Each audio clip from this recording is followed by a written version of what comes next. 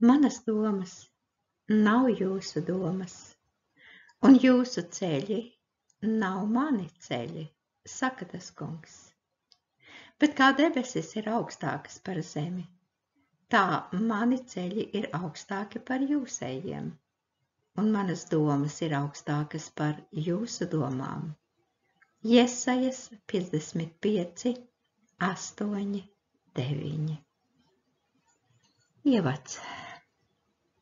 Ludmila, meitiņ, nu mosties taču, citādi nokavējas mācības institūtā.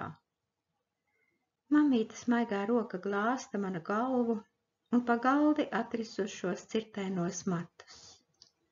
Balss skan kā no tālienes, ar grūtībām aizsniedzot manu miegaino apziņu, bet pēdējie vārdi mani burtiski vai notriec no krēsla.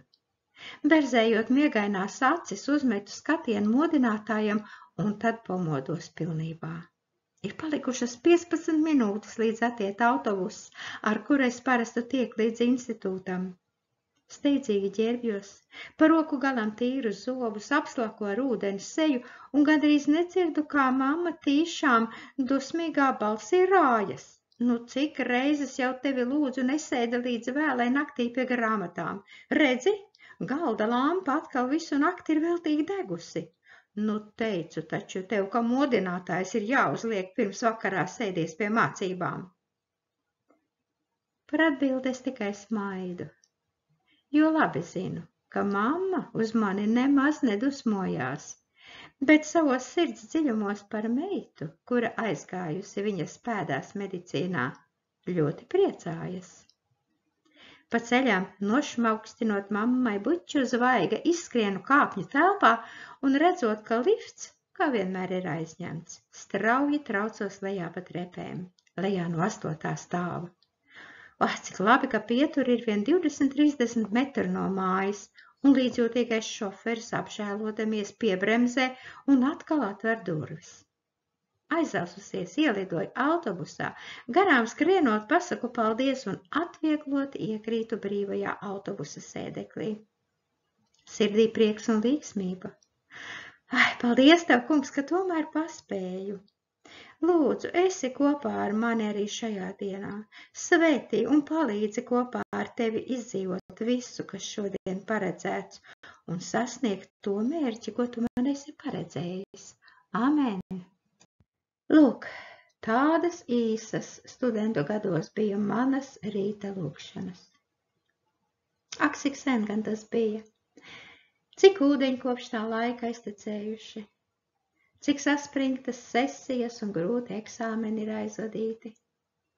Tajā laikā tie man likās visgrūtākie pārbaudījumi. Tad, protams, es vēl nezināju, ka vēl daudzas reizes dzīve mani nostatīs tādu grūtību un problēmu priekšā, par kādām savā jaunībā es nevarēju pat iedomāties. Taču neskatoties ne uz ko, tagad, kad man ir pāri 50 un galva jau sirma, bet aiz muguras gadu desmiti mokošu dieva un dzīves jēgu meklējumu, es atkal, tāpat kā jaunībā, ar prieku varu teikt. Pateicos tev, kungs, ka līdz šim brīdim tu esi man palīdzējis. Lūdzu, esi ar mani arī turpmāk, lai tavas visspēcīgās rokas vadīta var nonākt līdz tevis noliktajam mērķim. 1. nodaļa. Bērnība un jaunība. Dieva balss. Mani vecāki ieticēja un kļuva par kristiešiem gadu pirms manas dzimšanas.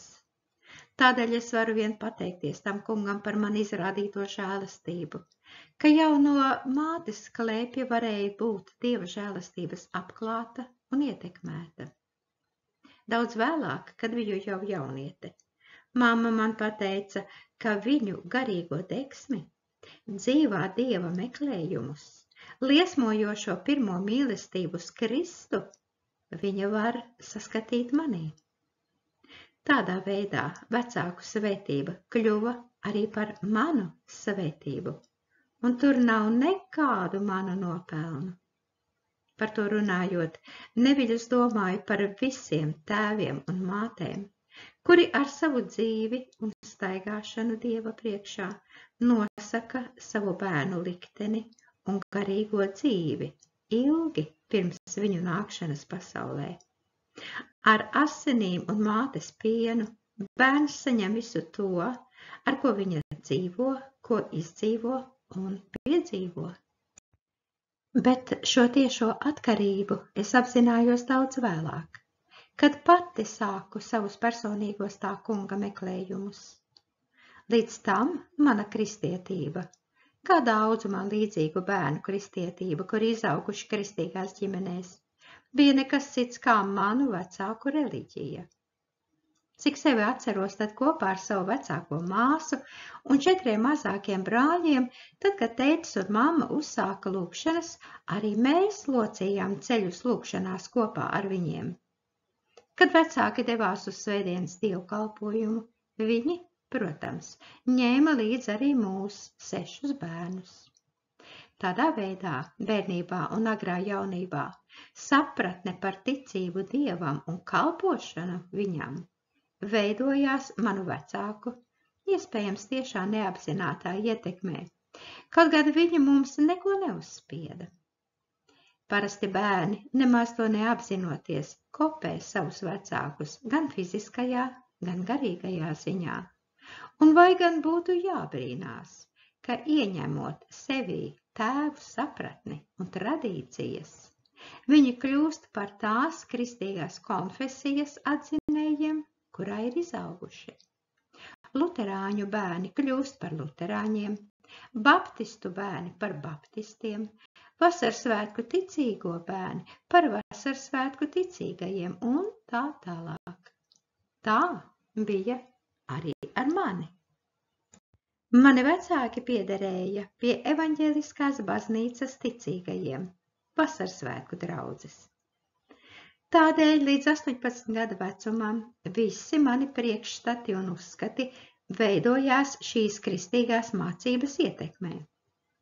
Par nožēlu, kā tas mēdz būt jebkurā denominācijā, ar laiku man izveidojās viedoklis, ka mūsu ticība ir pati pareizākā, un mūsu baznīca ir vienīgā īstenā.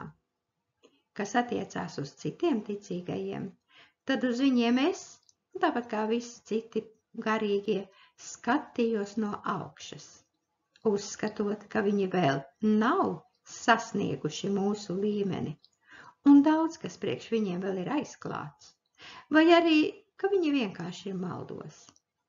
Par tādiem mums garīgajiem ieteica lūgt, lai tas kungs atver viņu garīgās acis, bet no komunicēšanas ar viņiem jāvairās, lai nejauši nenonāktu zem viņu postošās mācības ietekmes.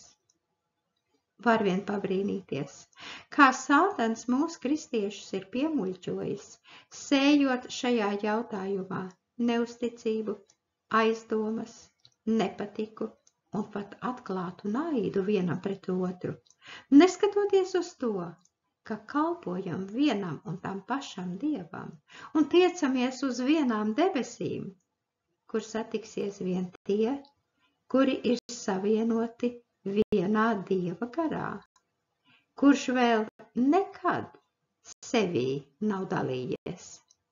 Un tā, augot šajā kristīgajā konfesijā, es tur piedzīvoju visu, kas tai ir raksturīgs, ieskaitot tā saukto kristību svētajā garā ar runāšanu citās mēlēs.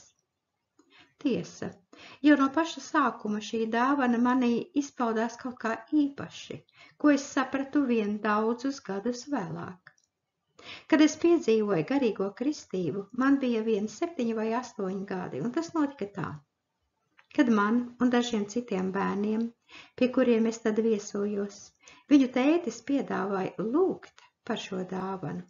Es to uzņēmu pilnīgi normāli, jo ģimenē un mūsu draudzē jau biju par to dzirdējusi. Bērna ticībā un tiešumā kopā ar citiem bērniem noliecāmies lūgšanā, un jau pēc neilga laika manas lūpas izteica nesaprotamus un līdz šim nedzirdētus vārdus. Neatceros, ka kopā ar to būtu vēl ko īpašu sajutusi vai pārdzīvojusi. Nekādas roku uzlikšanas arī nebija. Atceros vien, ka pēc draudzenes tēta ieteikuma vairākas reizes izteicu vārdu kristī.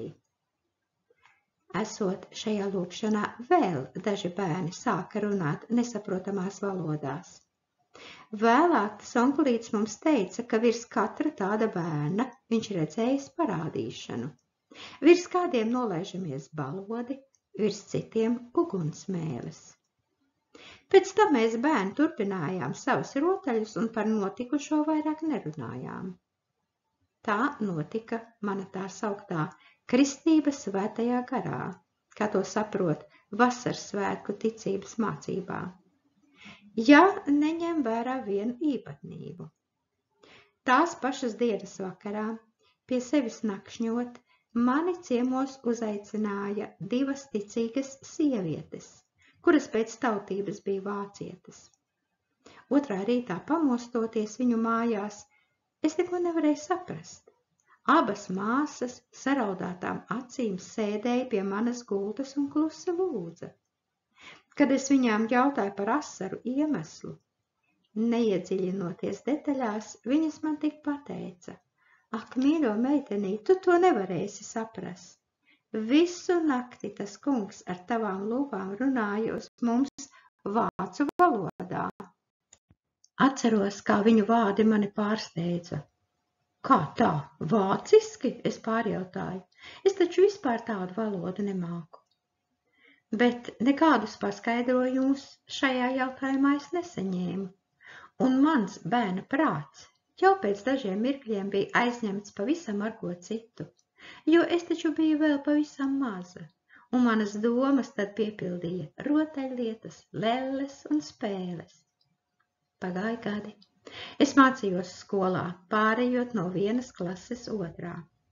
Mācības man padevās viegli, pie kam es biju ļoti uzcītīga.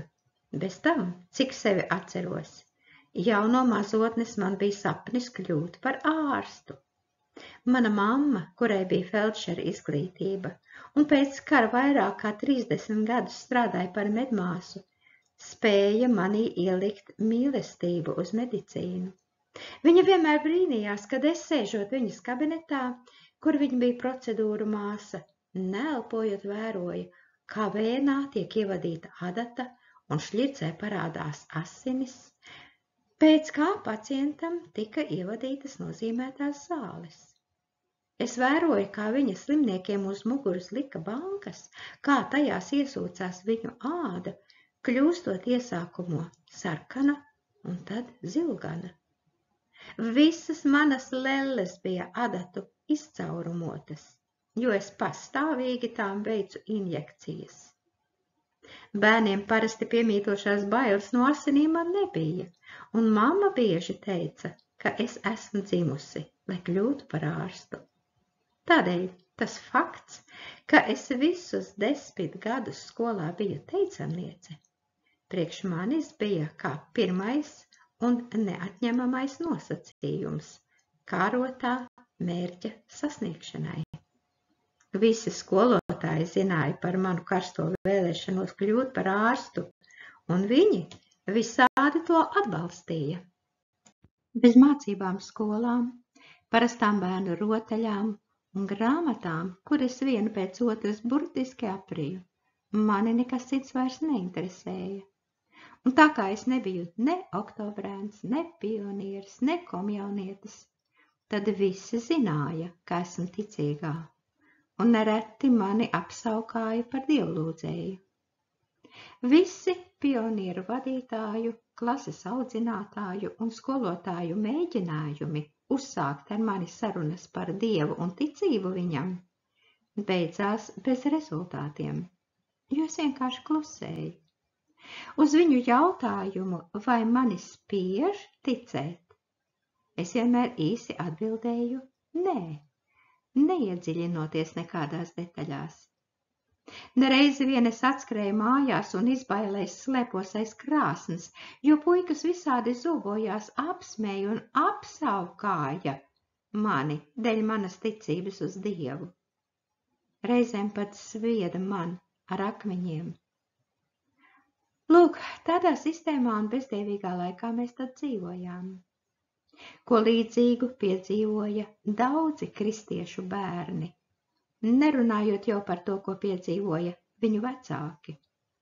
Taču jāsaka, ka nepieciešamība pastāvēt par ticību, saņemot apsmieklu, pazemojumus un vajāšanas, padarīja kristiešus un arī viņu bērnus daudz nopietnākus un atbildīgākus jautājumos par kalpošanu Dievam. Tādēļ es esmu bezgala laimīga, ka mana kristietība bērnībā un jaunībā veidojās tieši tajā grūtajā ateistiskajā laikā, tā atstājot zīmogu uz visu tālāko dzīvi.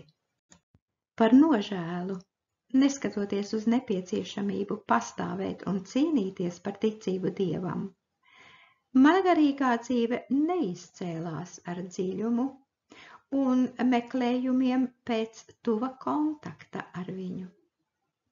Tā turpinājās apmēram līdz 17, 18 gadu vecumam, kad pēc vidusskolas pabeigšanas tajā pat gadā es iestājos Vladivostokas medicīnas institūtā, tā izdarot pirmo soli sava sapņa virzienā.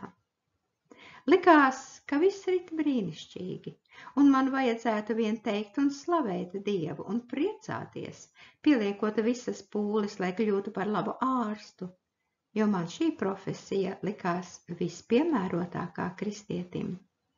Bet bija viens bet, kas satrauca manu dvēseli, un atkal lika uzdot sev vienu un to pašu jautājumu. Vai manas profesijas izvēle ir pareiza? Vai mana vēlēšanās kļūt par ārstu sakrīt ar Dieva gribu? Vai tajā viņš būs vienmēr kopā ar mani? Tādas domas mani uztrauca ne bez iemesla. Lieta tāda, ka vēl mācoties skolā, es pirmo reizi izdzirdēju Dieva balsi. Dieva kalpojumos, svētrunās un brāļu sludinātāju sarunās es biju dzirdējusi, ka Dievs arī tagad var uz cilvēku runāt pravietojumos un vīzijās. Kā zināms, vasarsvētku mācības ietvaros, kristiešu kontakts ar Dievu un viņa gribas izzināšanu notiek pārsvarā caur dāvanām. Vēlāk arī es saskāros ar tādu pieeju, taču tajos jaunības gados man tas bija savādāk. Dievs pats pilnīgi negaidīti sāka runāt ar mani tā, ka lika man apstāties un sastingt, ieklausoties viņa balsī. Tas notika, kad man bija 15 gadu. Tajā laikā es pabeidzu 8 klases, un skolēniem bija organizēts svinīgs pasākums ar apliecības pasniegšanu par 8-gadīgās izglītības iegūšanu. Dažas dienas pirms tam, zinot manu mīlestību uz literatūru un labo dikciju, man tika piedāvāts sagatavot nelielu prozas darbu, kas vērsts uz jaunatni un skāra jautājumus par šķīstības un pirmās mīlestības patiesumu, pretstatā tai raupjai vulgaritātei, kas vēlāk izvērtās mūsu paaudzei zināmajā hipiju kustībā. Piedāvātais stāsts man ļoti patika, jo atbilda maniem personīgajiem uzskatiem un priekšstatiem. Tādēļ vakarā es to nolasīju tā, ka dažas no mūsu ļoti modernajām meitenēm skrēja ārā no zāles ar skaļiem saucieniem. Nē, es nespēju to klausīties. Nākamajā dienā, pēc nodarbībām. Pie manis pienāca 2 skolotājas. Viena krievu valodas pasniedzēja, otra bioloģijas skolotāja un pajautāja, vai es nevēlos iestāties skolas dramatiskajā pulciņā, jo man tam esot visi dotumi. Starp citu, Ludmila, par ko tu vēlētos kļūt? Negaidīti man uzdeva jautājumu krievu valodas un literatūras skolotāja, kas, esot mūsu klases audzinātāja, labi zināja, ka es burtiski sapņoju par medicīnu. Nezinu kādēļ, bet vai nu tādēļ, ka iepriekšējā vakara iespaidi bija vēl visai svaigi, vai man vienkārši gribējās pamuļķoties. Bet negaidīti pašai priekš sevis es atbildēju. Par ko? Es laikam kļūšu par aktrisi. Šie vārdi vēl nebija paspējuši izskanēt kā no augšas, pa labi, atskanēja mierīga, bet tajā pat laikā kaut kāda īpaša savā spēkā vīrieša balss. Aktrise? Nē, tu rakstīsi grāmatas. Manās ausīs tas izskanēja tik skaidri un saprotami, kā atklususi es stāvēju kā noburta. Neskatoties uz mīlestību pret krievu valodu un literatūru un aizraušanos ar lasīšanu, man nekad pat domas nebija par to, ka kādreiz varētu rakstīt grāmatas. Kas man ko tādu varēja pateikt? Kas tā bija par balsi? Man blakus stāvēja 2 sievietes, bet ar mani runāja vīrieša balss. Neko nesaprotot, es palūkojos apkārt, ar acīm meklējot to, kurš tikko ar mani runāja. Ludmila, kas ir ar tevi? Ko tu meklē? Līdz manai apziņai nonāca bioloģijas skolotājas balss. Tu ko? Nedzirdi manu jautājumu? Bet kā tad paliek ar ārsta profesiju? Tu taču vienmēr teici, ka gribi būt ārsts. Jā, protams, es būšu ārsts. Tas bija vienkārši joks, es nomurmināju. Vēl joprojām esot tās balss ietekmē. Un te atkal atskanēja vārdi. Nē, tu rakstīsi grāmatas. Grāmatas? Domās izbrīnīta pārjautāja. Grāmatas? Kādas grāmatas?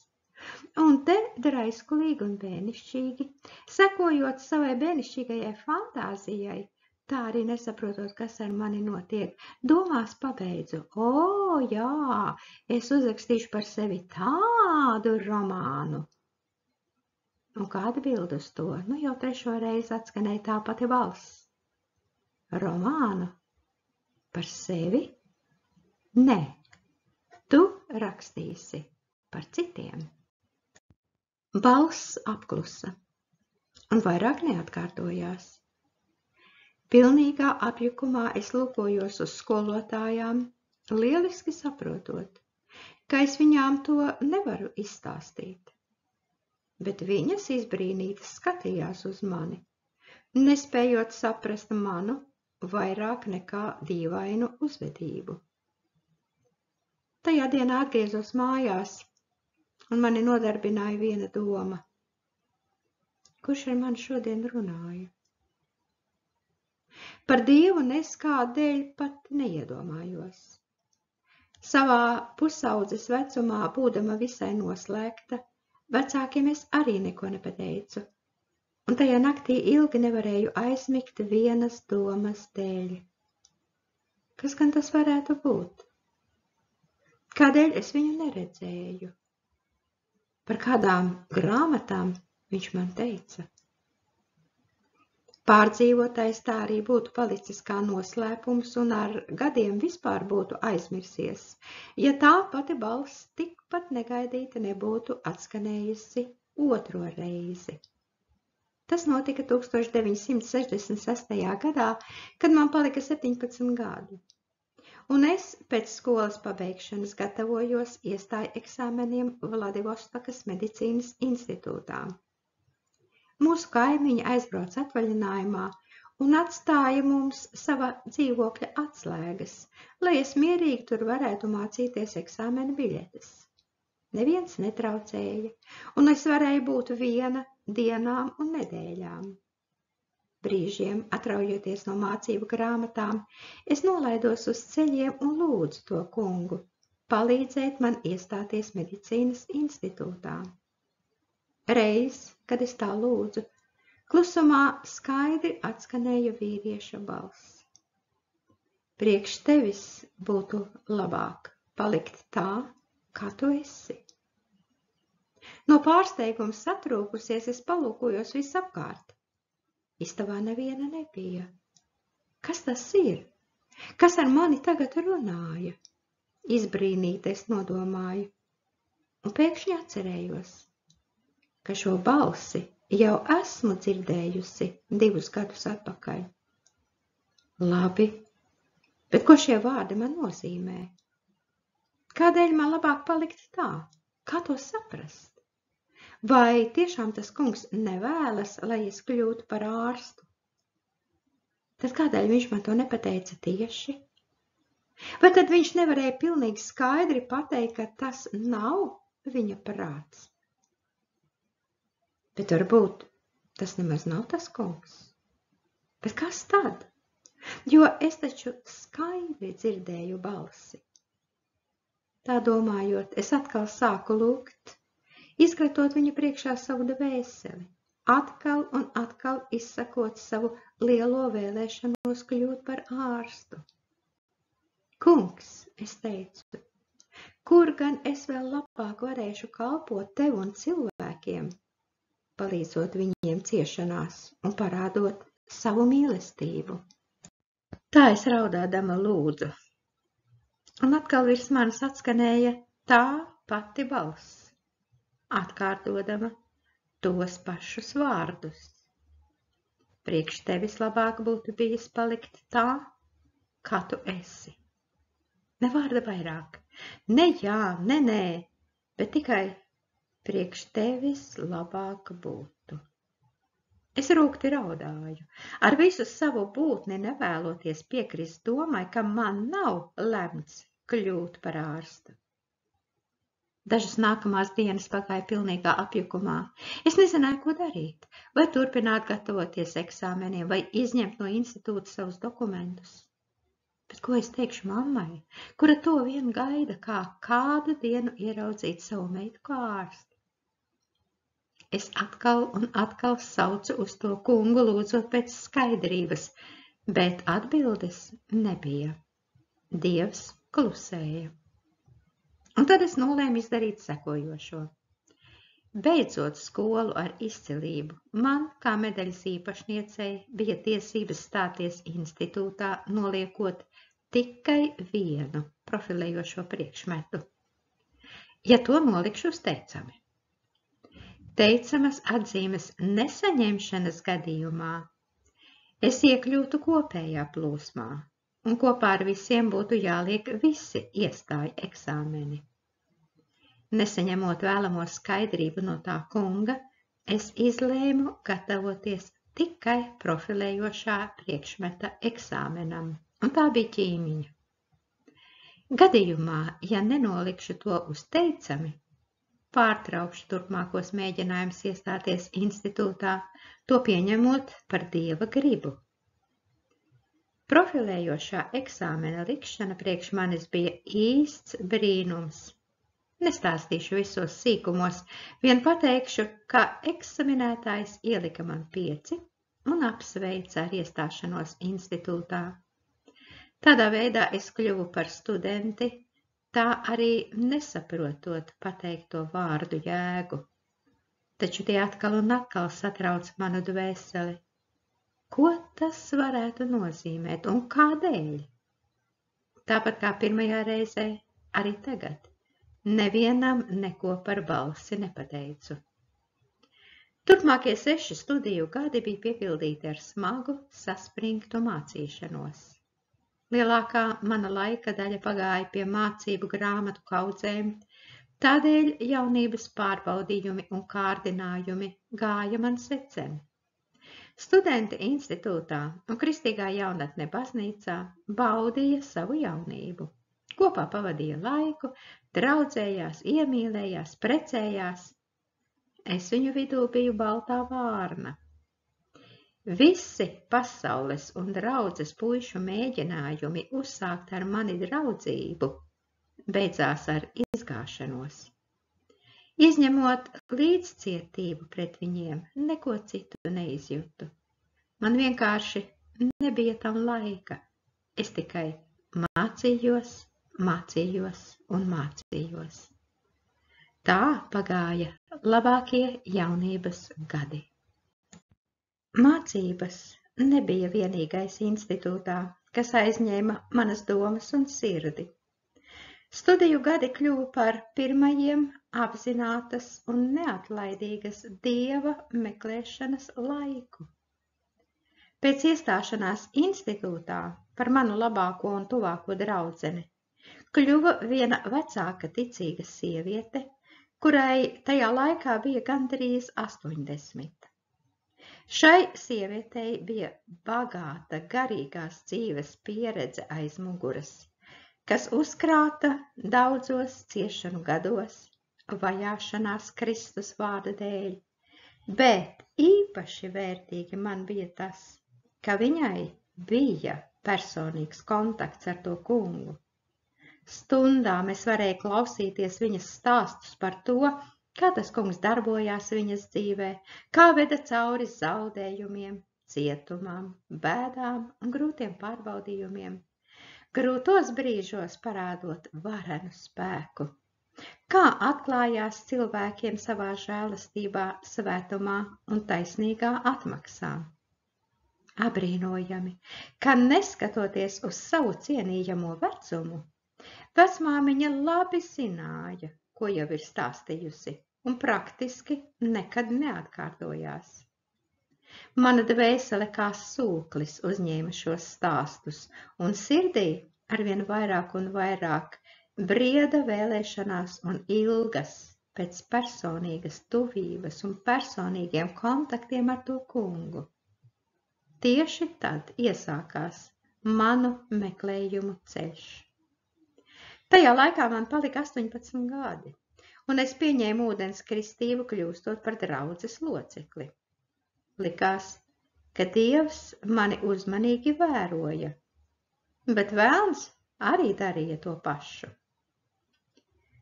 Otrā kursa vidū mani negaidīti ieaicināja pie sevis anatomijas katedras vadītājs. Kad es uztraukusies apsēdos krēslā, viņš bez kāda ievada teica: Mums ir kļuvis zināms, ka jūs esat kristiete. Vai tā ir taisnība? Un izdzirdot manu apstiprinošo atbildi, acīm redzami nervozējot turpināju. Bet kā jūs gatavojaties turpmāk savienot ticību Dievam ar padomju ārsta darbu? Nu re, domās es vērsos pie sevis. Tagad tava stunda ir situsi, Ludmila. Tagad tava ticība un tava kristietība ir noliktas uz svaru kausiem, jo viņa vārdi nenozīmē neko citu kā vai nu Dievs vai institūts. Kādēļ jūs neatbildat uz manu jautājumu? Profesors pārtrauca manas pārdomas. Vai varbūt nesaprotat, par ko es jums saku? Nē, es klusi atbildēju, lieliski saprotu. Ja jums ir tādas tiesības, varat mani izslēgt no institūta, bet no Dieva es neatteikšos. Iestājās klusums. Manas acis bija nolaistas, bet ar visu savu būtni sajūtu uz sevi vērsto, uzmanīgo, pētošo skatienu. Minūtes likās kā mūžība. Labi, pārtraucot klusēšanu, sirmais cilvēks piecēlās. Es zinu, ka jūs lieliski tiekat galā ar mācību programmu. Pagaidām varat iet. Ja vajadzēs, mēs jūs atkal pasauksim. Es izgāju no kabineta kājas zem sevis nejūtot. Bailes pārgāja, sirds līksmojās. Pateicos tev, kungs, ka tu palīdzēji man pastāvēt. Tā patiesi bija tava žēlastība. Bez palīdzības no augšienes es to nespētu. Pagāja viena diena, nākamās. Ātri aizlidoja viena nedēļa, otra.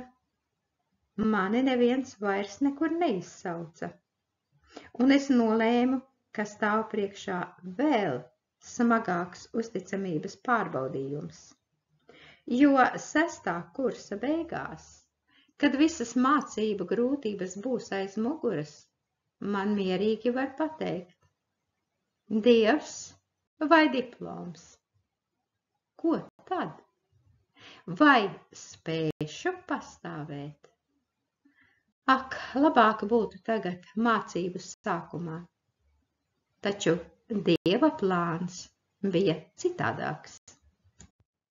Pagāja gads pēc gada.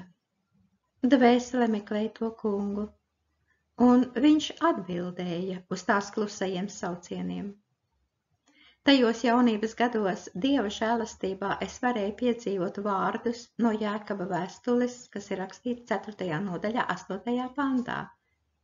Tuvojieties Dievam, un viņš tuvosies jums. Laiku pa laikam ar mani notika brīnumaini notikumi. Mūsu ģimene tajā laikā dzīvoja 9 stāvu mājas, kas atradās kādus 200 metrus no Amūras līča, 8. stāvā. Dzīvokļa logi bija jūras pusē, un man ļoti patika vēlu vakarā stāvēt pie loga, skatīties uz mēnesi gaismas taciņu ūdenī un domāt. Kas mani sagaida nākotnē? Kā izveidosies mana dzīve? Ko Dievs man ir paredzējis? Kāds ir viņa plāns manai dzīvei? Reiz, tā domājot, es stāvēju pie loga, un debesis pēkšņi izgaismojās ar tādu maigu, neaprakstāmu gaismu. Un tajā manu acu priekšā parādījās vītene, kas sapīta no brīnišķīgiem ziediem. Tā sāka kustēties uz manu pusi, tad savijās abrīnojamā vainagā un pēc neilga laika izzuda. Apkārt atkal kļuva tumšs. No pārsteiguma un izbrīna es nevarēju izkustēties no vietas. Tas nebija sapnis. Man arī nebija dāvana redzēt vīzijas. Un es uzdevu sev jautājumu, kas gan tas varētu būt? Bet atbildi neatradu. Redzētais man tā arī palika noslēpums. Atceros tikai to, ka tajā brīdī, kad redzēju šo brīnišķo ainu, sirdi piepildīja tāds prieks, ko grūti vārdiem aprakstīt. Tajā bija kaut kas ne no šīs zemes, kā īsa saskaršanās ar neaprakstāmi brīnišķīgo mūžību. Noslīgusi uz ceļiem, es sāku klusi lūgt. Citā reizē es cieši gulēju un pēkšņi sapnī ieraudzīju, ka manu istabu apspīd neparasta gaisma. Durvju ailē stāvēja gaišs stāvs. Viņa rokas bija izstieptas pret manu gultu, un maiga balss izrunāja manu vārdu. Ludmila, celies, lūdzu. Es atvēru acis. Gaišās figūras aprises lēnām izzuda, bet ausīs turpināja skanēt vārdi. Celies, lūdzu. Izlekusi no gultas, es uzmetu skatienu logam, tumšs. Ieslēdzu gaismu un paskatījos pulkstenī. 3:30 no rīta. Baiļu sajūtas nebija, tikai neizsakāms prieks. Nokrītot uz ceļiem, es lūdzu, un bija tāda sajūta, ka man aiz muguras noliecies stāvēja Kristus. Kopš tā laika, daudzu mēnešu garumā, tieši 3:30 es modos, vai nu no maigas balss, kas izrunāja manu vārdu, vai no gaismas, kas izlējās pa visu istabu, vai no kādas maigas rokas pieskāriena plecam. Šīs nakts sardzes stundas man kļuva par kaut ko tik īpašu un tik vērtīgu, ka es to nevaru salīdzināt ne ar ko, kas ir virs zemes. Mani vārdi, tikko izslīdējuši no manām lūpām, jau lidoja uz debesīm. Tādu apmierinātību, mieru, prieku un neparastu Dieva klātbūtnes saldumi pēc tam nekad vairs es neesmu izjutusi. Palūgusi, es parasti atkal saldi aizmigu un no rīta pamodos svaiga un atpūtusies, it kā bez pamošanās būtu nogulējusi veselu diennakti. Šajos brīnišķīgajos tuvības brīžos ar to kungu es lūdzu atklāt man viņa gribu manai dzīvei. Un visai drīz es redzēju brīnumainu sapni. Naktī piķa melnā tumsā es kāpu augšā pa krauju, akmeņainu kalnu taku.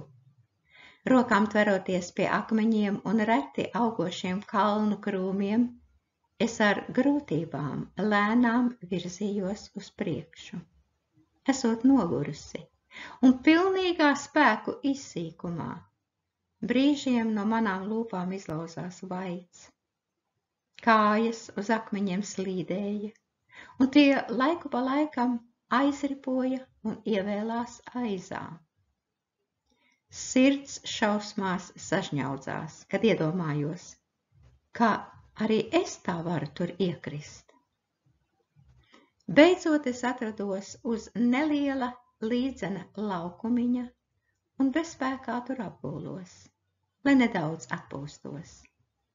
Pār mani pletās tumšas, naksnīgas debesis, kur rotājās viena vienīga maza zvaigznīte un klusējošs mēnesis. Kad plaksti kļuva smagi un es sāku laisties miegā, kaut kas liels un pinkains man metās virsū. Sātans! Doma kā zibens izšāvās prātā un sākās briesmīga cīņa. Ar visu savu svaru piespiežot pie zemes, viņš centās mani nožņaukt, bet es visādi izlokoties mēģināju viņu no sevis dabūt nost. Kas zina no kurienes, bet visticamāk aiz bailēm radās jauni spēki un es sāku cīnīties kā tīģeriene. Taču Sātans bija stiprāks. Es visādi pūlējos atsvavināties no viņa ciešajām ķetnām, lieliski apzinoties, ka man ir pienācis gals. Kad pēkšņi kāda balss manī teica: kādēļ tu neizlieto savu ieroci? Kādēļ nelūdz? Tajā brīdī Sātana pievārēta, gulēju uz muguras, un mans skatiens kavējās pie mēnesi. Ar pūlēm novācot Sātana rokas no mana kakla, es sāku kliegt: izglāb mani, Dievs, apžēlojies par mani. Tas bija bojā ejošā izmisīgs sauciens. Tajā pat mirklī Sātans sastinga. Mazā zvaigznīte debesīs sāka ātri tuvoties mēnesim, un manu acu priekšā ar to saskārās. No šīs sadursmes uz visām pusēm izšāvās dzirkstelis, un visas debesis piepildījās ar spožām zvaigznēm. Kļuva gaišs, un manī atkal radās tik daudz spēka, ka likās, šobrīd spēšu kalnus pārvietot. Bet ar Sātanu viss bija otrādi. Tas vienā mirklī palika nespēcīgs un gulēja kā maiss. Viegli viņu no sevis nokratīju, un tas aizvēlās bezdibenī. Iestājās klusums. Es piecēlos un paskatījos uz taku, pa kuru nesen kāpu augšā. Tur lejā, vaidot un smagi nopūšoties, augšup kāpa ļaudis. Varēja redzēt, cik grūti viņiem doties augšup. Un šajā brīdī sirdī atkal atskanēja balss. Redzi, tu spēji to paveikt, bet tagad palīdzi citiem. Tas arī ir mans plāns tavai dzīvei. Pamodusies, es ilgi gulēju atvērtām acīm un nespēju vairs aizmigt. Ko mans sapnis varētu nozīmēt? Nebija nekādu šaubu, ka tas bija no Dieva. Bet dzīve ritēja savu gaitu. Viena eksāmenu sesija nomainīja nākamo, un ar katru gadu vairāk un vairāk es sajūtu nogurumu. Manas brīnišķīgās nakts nomoda stundas, kas deva tik daudz prieka un spēka, beidzās. Kad pārpūlējusies, es vairākas reizes uz lūgšanām nepiecēlos. Šī svētība beidzās un nekad vairs neatkārtojās, kaut es raudāju un lūdzu tam kungam piedošanu. Kas aizgājis, tas aizgājis. Bet palika kā mācības stunda uz visu mūžu. Slinkums, nolaidība un pavirša attieksme pret Dieva žēlastību noved pie tās zaudēšanas. Taču tas kungs ir labs, un viņa žēlastība atjaunojas katru rītu pie tiem, kuri viņu meklē un bīstas.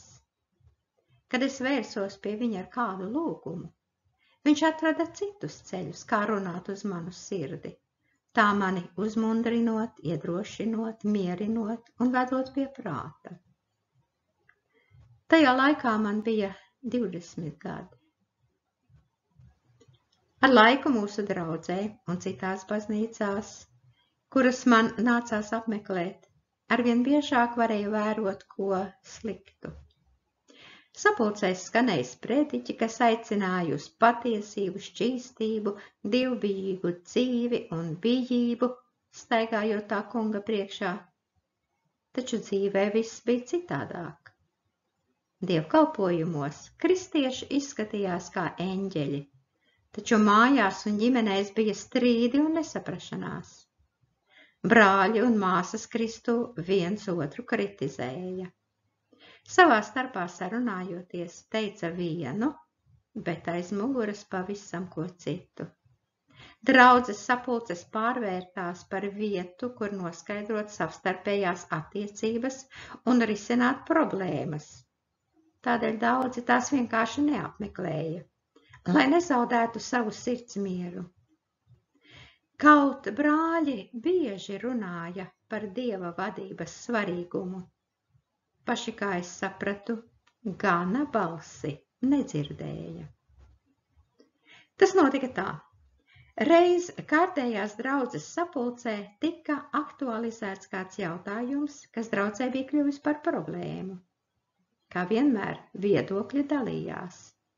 Laiks gāja, bet vienoties tā arī neizdevās. Vērojot šo visu, es nevarēju saprast, kādēļ visi strīdas tā vietā, lai lūgtu to kungu par skaidrību šajā lietā. Ja mēs esam garīgi, tad kur ir svētā gara vadība? Un tajā vakarā, saņēmusi drosmi, es pirmo reizi piecēlos un vēršoties pie mūsu jau gados esošā presbitere un draudzes diakoniem, teicu: es nesaprotu, kādēļ šo problēmu nevar nest Dieva priekšā lūgšanā, lai dzirdētu, ko viņš šajā sakarā teiks. Dievs dos atbildi, un tad nevajadzēs strīdēties. Visi apklusa. Vecākie brāļi izbrīnīti uz mani skatījās, bet es ar nemazāk izbrīnu uz viņiem. Jā, bet mūsu draudzē nav spēcīgu praviešu, caur kuriem varētu izjautāt to kungu. Visbeidzot viņa samulsumā teica: bet kāds šeit sakars ar praviešiem? Mēs taču visi esam Dieva bērni, Tātad varam pie viņa iet kā pie tēva katrs personīgi. Nu nevelti taču ir rakstīts, manas avis dzird manu balsi. Kas mēs par avīm? Jā, nevaram sadzirdēt sava gana balsi. Ak, tajā vakarā mēs viens otru nesapratām. No šīs sapulces es devos prom apjukumā un vīlusies. Kāda tā? Tie taču ir kalpotāji, kuri mūs māca un ved pie tā kunga. Kādēļ viņi nedzird Dieva balsi? Kādēļ viņus mans jautājums pārsteidza nesagatavotus? Esot savā nelielajā pieredzē, kāda ir sadraudzība ar Dievu, es biju pārliecināta, ka tā ir neatņemama kristīgās dzīves sastāvdaļa, un visiem ticīgajiem ir dota privilēģija personīgi kontaktēties ar to kungu, tātad saņemt arī viņa vadību. Bet izrādās, ka tas tā nav. Tas nozīmē, ka ne katrs, kurš tic tam kungam un viņu lūdz, ir personīgā saskarsmē ar viņu. Bet kā tad, lai saprot rakstu vārdus par tām avīm un ganu? Mana jaunā galva to nespēja pieņemt, jo tajā laikā man bija bērna ticība, kas bez kādiem bet visu pieņēma tā, kā tas ir rakstīts. Pēc tā vakara es pavisam noslēdzos. Es vairs nevēlējos vecajiem ne par ko jautāt, jo redzēju, ka viņi paši daudz ko nezina. Un par nožēlu tajā laikā es vēl nespēju saredzēt pati sevi, bet tikai citus. 1970. gadā es mācījos institūta 4. kursā, un pie mums uz draudzi atbrauca viens tikko ieticējis students no Maskavas, kurš mācījās mākslas akadēmijā. Šis jauneklis reiz bija bijis hipijs, bet tad pārsteidzošā veidā atgriezās pie tā kunga, un viņā dega pirmā karstā mīlestība uz viņu. Viņš tik dzīvi mums stāstīja par Dieva darbošanos ieticējušo jauniešu vidū, ka manī radās vēlēšanās ar viņu iepazīties. Bērni, kuri piedzimuši kristiešu ģimenēs, parasti automātiski ieiet savu vecāku kristietībā, kas, diemžēl, reizēm ir kā sastāvējusies ūdens tilpne, jo sastāv no iesīkstējušiem noteikumiem, kārtībām un tradīcijām. Bet šeit strauja kalnu upe ar svaigu, kristālskaidru ūdeni. Nē, man noteikti gribējās pabūt viņu vidū. Bet kā? Es taču biju vēl studente. Ar vilcienu no Vladivostokas līdz Maskavai jābrauc veselu nedēļu, bet lidmašīnas biļete ir pārāk dārga. Palūgusi to kungu, lai viņš izdara neiespējamo, es savu vēlēšanos izteicu tētim un brīnums! Tētis uzreiz bija ar mieru man iedot naudu avio biļetei. Kaut finansu situācija mūsu daudz bērnu ģimenē bija ne tā labākā. Pagāja neilgs laiks, un ziemas brīvlaikā es lidoju uz Maskavu. Atceroties to, kā es kā neaicināts viesis ierados faktiski svešā mājā, es joprojām smaidu. Cik gan naiva un patiesi lēticīga gan es biju. Bet slava Dievam, ka viņš zināja, kas man ir nepieciešams, un atsūtīja pretim jaunus cilvēkus, kuri mani saprata un izdarīja visu, kas bija viņu spēkos, lai apmierinātu manas garīgās slāpes. 2 nedēļas, ko pavadīju ieticējušo studentu vidū, tapa man par patiesu svētību un kaut kādā mērā noteica manu tālāko meklējumu ceļu. lidostā no viņiem atvadoties, līdzi paņēmu viņu uz Dievu iedegto pirmās mīlestības uguni. Drīz pēc atgriešanās es satiku kādu sievieti, kura pēkšņi uzradās mūsu draudzē un caur kuru it kā Dievs darbojās varenā spēkā. Kā vēlāk noskaidrojās, viņa bija viltus praviete, kas bija nonākusi baisā pievilšanā no melu gara. Tik tuvu viltus vadību es vēl nekad nebiju piedzīvojusi, un tikai skaidrs tā kunga brīdinājums pasargāja mani no smagām garīgām sekām. Tā es sapratu, ka kontakti ar garīgo pasauli var būt bīstami. Svētais gars ir tikai viens, bet pārējie 99 ir melu gari, par ko vēlāk nereizi vien nācās pārliecināties. Bet tāpat kā dzīves pieredze sakrājas gadiem ejot, arī garīgā pieredze un briedums nav uzreiz. Gadiem ejot, es kļuvu arvien kritiskāka pret visu, kas attiecās uz kristīgo dzīvi, un arvien biežāk nosodīju ticības brāļus un māsas. Uz citu dzīvju fona mana dzīve likās labāka un tīrāka, tādēļ savus grēkus un nepilnības es nepamanīju. Viens man nedeva mieru. Tā bija manu domu netīrā pasaule. Iespējams, es kļūdos, bet man liekas, ka tieši domu pasaule ir pati netīrākā vieta kristiešos, tādēļ, ka to, ko viņi nevar kā ticīgie izdarīt darbos, viņi lieliski īsteno domās.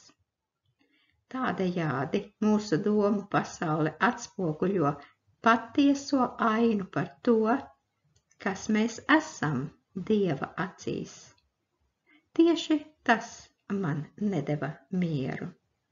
Un viss sākās ar to, ka mūsu mājās uzradās televizors. 70. gados televīzija vēl nebija visādas netīrības avots, kā tas par nožēlu ir tagad. Taču piesaiste un vilkme pēc tā drīz pārņēma manu jauno sirdi. Atceros, ka sēžot lekcijā ar grūtībām varēja koncentrēties, jo domas atkal un atkal atgriezās pie nesen redzētās filmas, un es nevarēju sagaidīt vakaru, lai noskatītos tās turpinājumu. Amorāla uzvedība, vardarbība, nogalināšana un izvirtība tajā laikā netika izlikti aplūkošanai tik atklātā un bezkaunīgā veidā kā tagad. Mīlas ainas parasti beidzās ar daudznozīmīgu ekrāna satumšanu. Taču, neskatoties uz manu naivumu un neinformētību šajos jautājumos, šīs pārtrauktās ainas rosināja un attīstīja iztēli. Visu savu dzīvi es esmu bijusi romantiska būtne. Mani vilka pie visa cēlā un brīnišķā, tādēļ mani mīļākie rakstnieki bija tādi kā Turgeņevs, kurš par mīlestību rakstīja īpaši cēli un šķīsti. Aizraujoties ar šādiem darbiem, es slīdēju nereālos sapņos. Es iztēlojos, kā tas vai kas cits varētu notikt īstenībā. Liku sevi to varoņu vietā, kuri man patika, nepamanot, ka ar visām šīm nevainīgajām iztēles spējām lēnām, bet pamatīgi attālinos no tā kunga. Brīžiem es plosījos un nomocījos, manot, ka iepriekšējās mīlestības un tuvības ar viņu vairs nav. Domu pasaule arvien vairāk apgānīja un iztukšoja manu dvēseli. Mūsu draudzes dievkalpojumos es uzskatīju par savu kalpošanu kristīgo dzejoļu lasīšanu. Un darīju es to tā, ka klausītāji raudāja. Bet, kad pēc dievkalpojuma atgriezos mājās un naktī paliku viena, tad, iecirtusi spilvenā zobus, lai neviens nedzirdētu, nenomierināmi raudāju es pati. Kādēļ? Tādēļ, ka sajūtos kā divkose, farizejs, kas citu priekšā spēlē dievbijības izrādi. Laiku pa laikam mana dvēsele kļuva mundrāka, cēlās un atkal meklēja to kungu. Apžēlošanās kungs, kura žēlastība ir pāri par tiesu, atkal pievērsa man savu vaigu, noslaucīja nožēlas asaras un pietuvināja sev.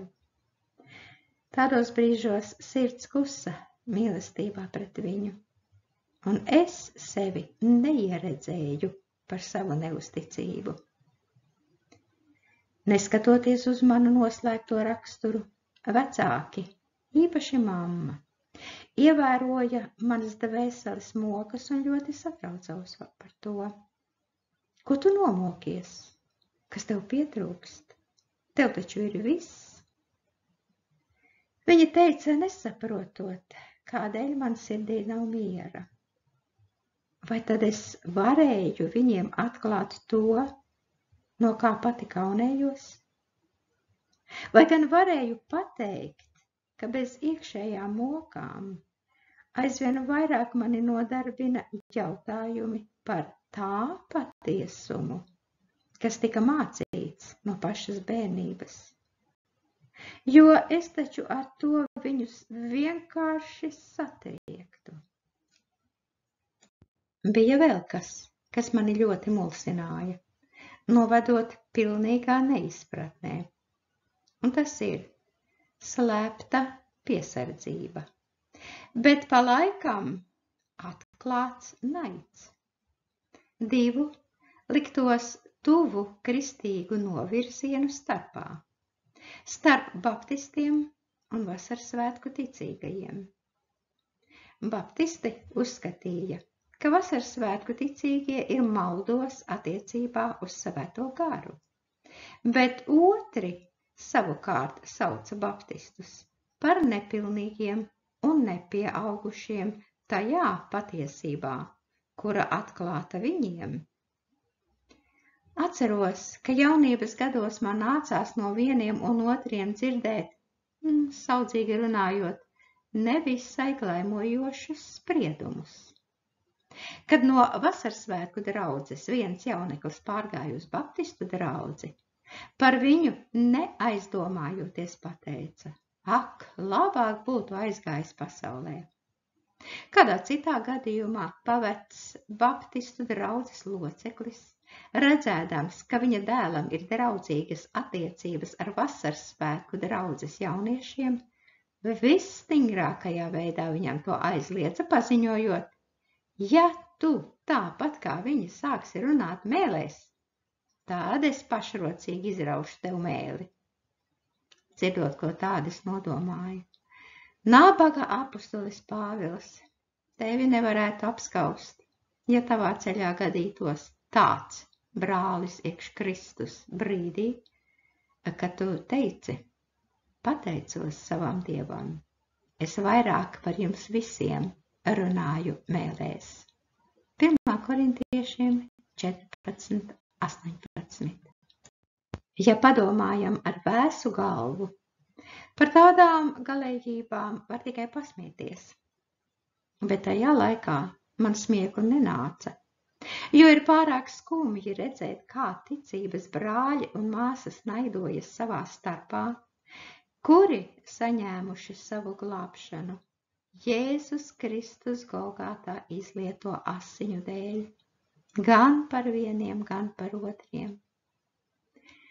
Šādas un līdzīgas domas man nedeva mieru, un sirdī pamazām brieda lēmums aizbraukt labi tālu no mājām un no draudzes, lai pamēģinātu atrast tādas baznīcas un tādus kristiešus, kuros būtu kas daudz dziļāks un patiesāks. Tā es sāku lūgt to kungu, tajā man palīdzēt. Bet laiks gāja. Man palika 23 gadi.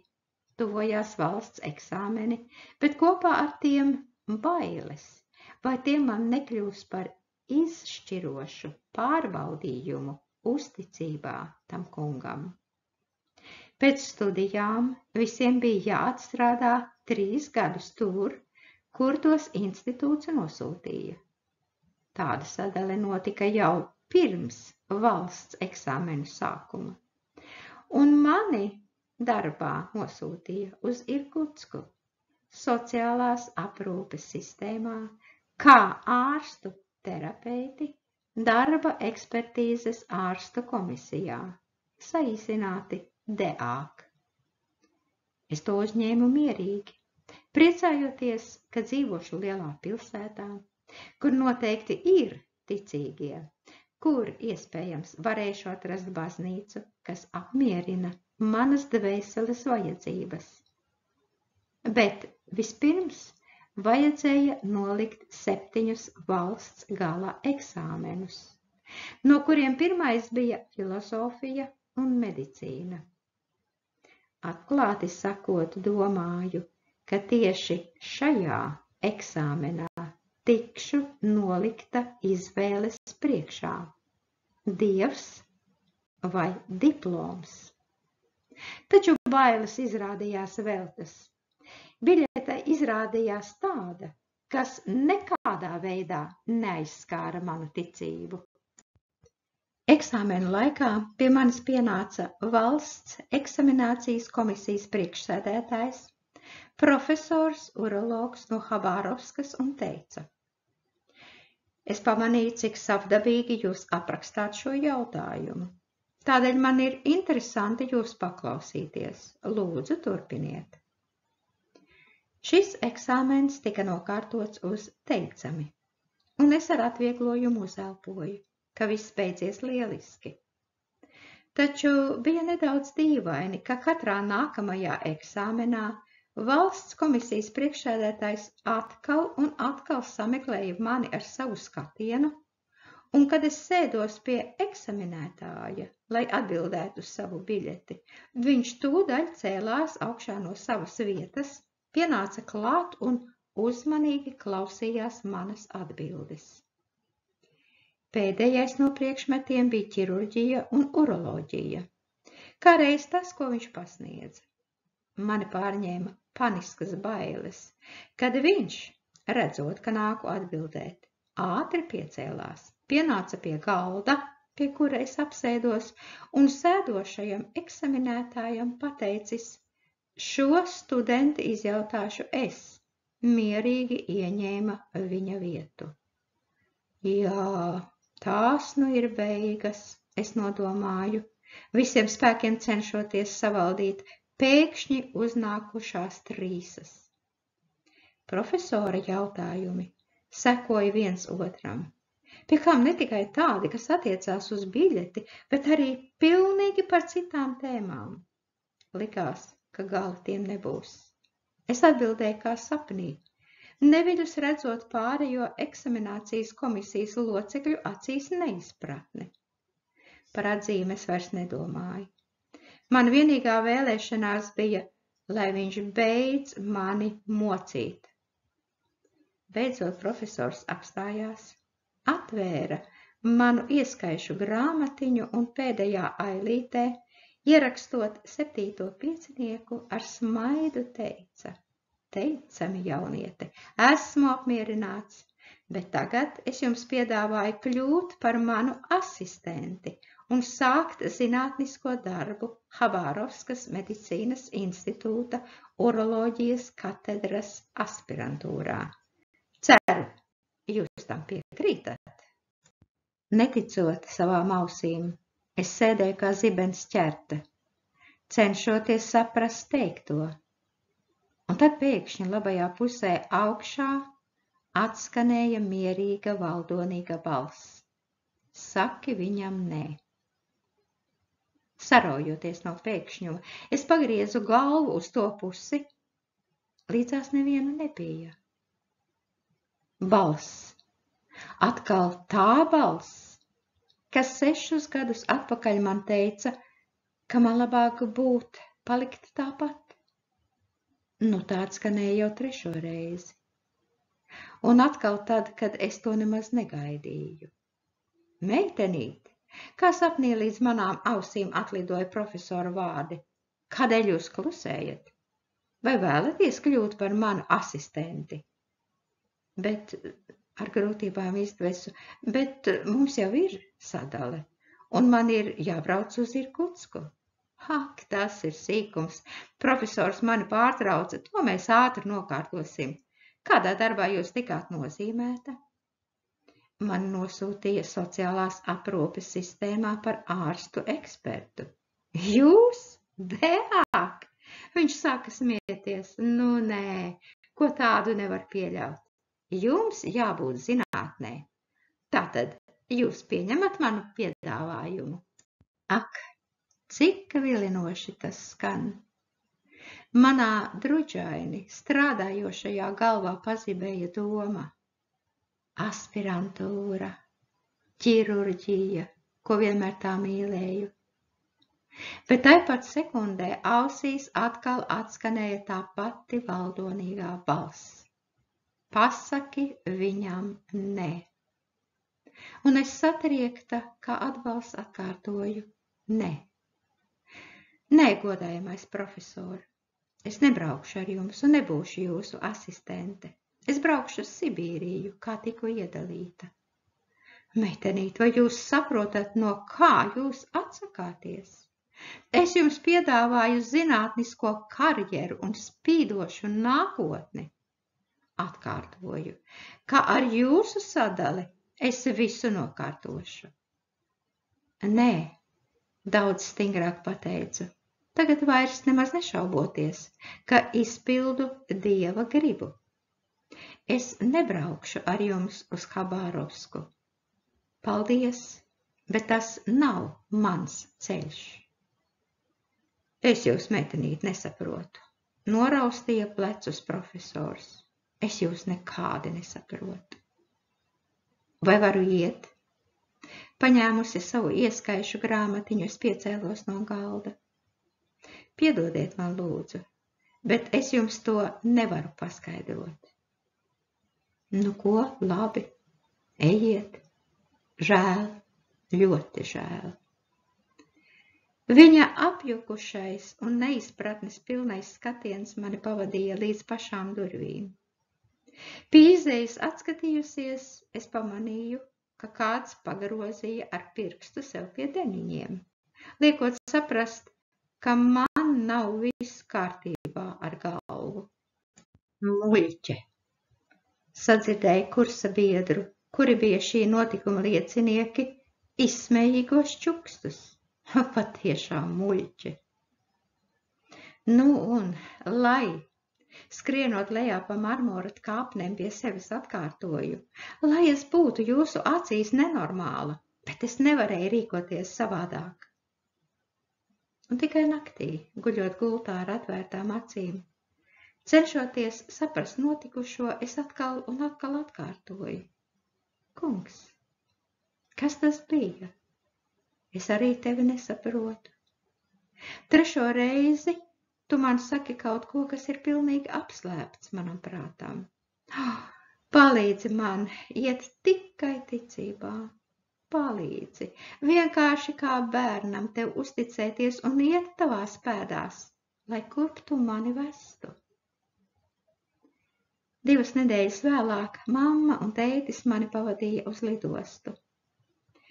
Es aizlidoju uz Irkutsku, nepazīstot tur it nevienu.